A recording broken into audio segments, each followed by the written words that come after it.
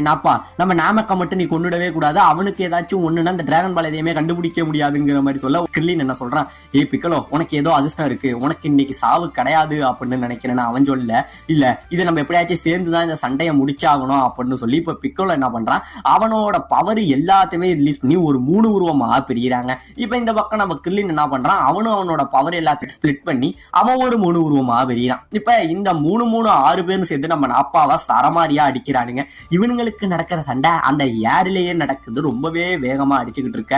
நம்ம நாப்பா அவனோட பவரை ரிலீஸ் பண்ணி இங்கே இருந்து ஓங்கி நம்ம கிர்லினோட எல்லா உருவத்துக்கும் ஒரு அடி அடிக்க இந்த இடத்துல கிர்லின் மறுபடி கீழே விழுந்து ஒரு உருவமா மாறிடுறாங்க. இப்ப அடுத்தது நம்ம பிக்கலோ சண்டை போட்டுக்கிட்டு இருக்க, நம்ம பிக்கலோவையும் சரமாரியா அடிச்சு மறுபடியும் அவங்க எல்லாருமே ஒரு உருவமா ஆக்கிறான். இப்ப இந்த பக்கம் நம்ம கோகான் இருக்கான் பாத்தீங்களா, கீழே விழுந்த பிக்கலோ கிட்ட அங்கே இருந்து வர உடனே நம்ம பிக்கலோ இங்கே இருந்து கோகானை தள்ளி விட்டு, கோகான் ஒன்ன மாதிரி கோலத்தனமான ஒரு மாணவன் எனக்கு தேவையில்ல, இப்பயே போ, ஒழுங்கா உங்க அம்மா கிட்ட போயிடு, வீட்டுக்கு ஓடி போயிடு கோகான், என் கண்ணு முன்னாடியே நிக்காதா அப்படின்னு சொல்லிட்டு நம்ம பிக்கலோ திட்டிட்டு மறுபடியும் இந்த இடத்துல சண்டைக்கு வேறாங்க. இப்ப இந்த பக்கம் அடிபட்டு கிடக்குறான்